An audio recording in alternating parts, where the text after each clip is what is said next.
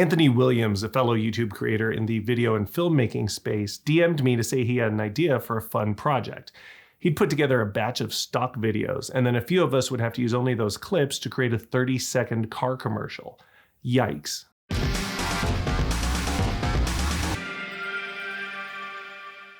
For the full video and to see the commercials everyone came up with, you're going to want to head over to AJ Williams Media to see all the results and everyone's reactions. You can find the link to that video in the description. In this video, I'm going to give you a quick breakdown of how I approach this challenge. Now, with a video like this, the usual approach is to show all the behind the scenes and then reveal the actual results to make you stick around to the end of the video and increase the video's watch time.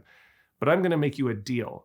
I'll show you the video right now if you promise to stick around and watch the rest of this video. Deal?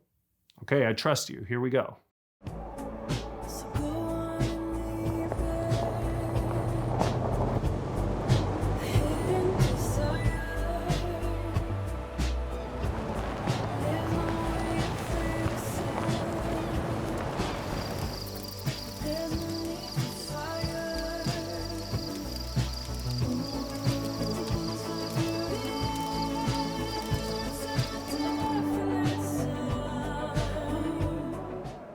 The idea is that it's an electric off-roading vehicle, something like a Rivian. Anthony gave us the name of Lorem Ipsum for the car company, but I cheated and shortened it to Lorem and then gave it a little Scandinavian flavor.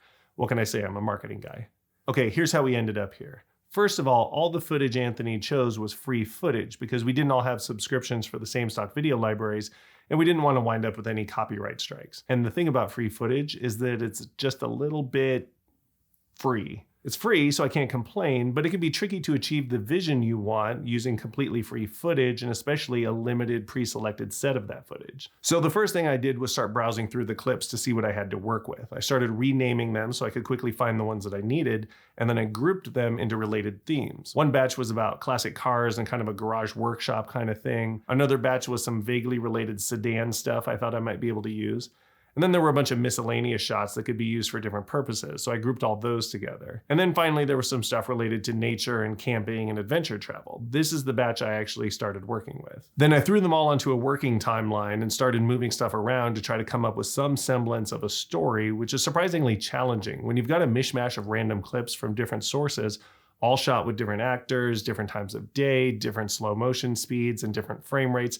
It's just kind of a mess. Eventually, though, I started to see a storyline. It was a simple one, but it could work. Basically, they drive through the forest, they get to the beach, they camp, and then they leave the next morning. Easy.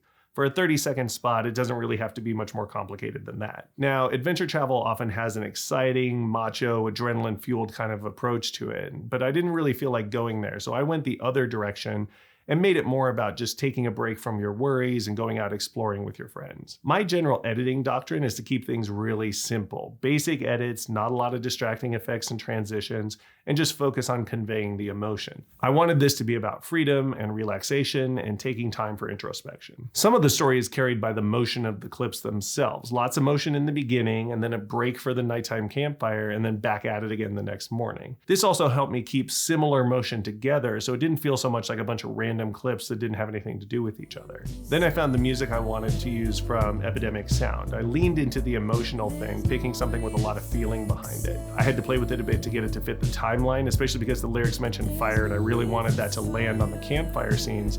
But when it worked out, I thought it actually sounded pretty good. For the clips themselves, I conformed everything to 24 frames a second because stock footage often comes from countries where they use 25 frames a second as the standard, and I didn't want the jitters that can cause on a 24 frame per second timeline. I also sped everything back up to a normal speed. Stock footage, at least free stock footage, is almost always super slow motion.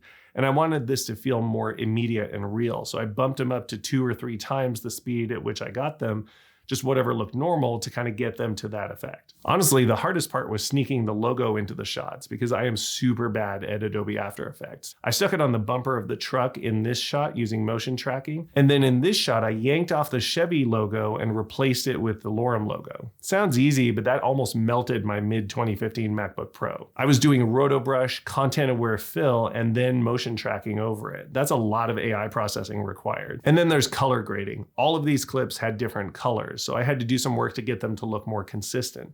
I didn't go crazy with it, but mostly warmed them up a bit or stretched out the exposures of the ones that were from the hipster vintage Crush the Blacks and Shadows era so they were more normally exposed. I wanted this one to look like a continuation of the previous shot, so I flipped it, darkened it quite a bit, warmed up the colors, and then put a little bit of flickering in there to make it look like the campfire. I'm typically not a LUT guy. I prefer to color grade everything by hand, but in the interest of time, I also put a Kodak film LUT on top of it just to tie it all together and make everything feel a little more consistent from clip to clip. And the stock footage, of course, didn't come with any audio, so I had to add all that in from scratch. I used Epidemic Sound to find the sound effects and then started layering them on. And I overlapped them quite a bit, starting early and ending late relative to the footage, and then ramping the sounds up and down so it sounds smoother. One of the trickier parts was that this had to do with an electric vehicle, because that makes the driving shots sound weird, like something's missing. There's no giant V8 diesel engine revving or anything like that. It's just wind and tire and forest sounds. I kind of like the weirdness though. In a commercial, sometimes you want something weird like that that hooks it into people's brains and makes them pay attention. If this were a real client, I would definitely recommend that they actually lean into the sound of an electric vehicle instead of hiding it. Now that you've seen my take on this challenge, you'll definitely want to check out the other ones. At this point, I haven't seen the other entries yet, so I'm going to go check them out in a minute and record my reactions for Anthony's channel. Go check out the AJ Williams Media channel and watch that video, and be sure to comment that you liked my video the best.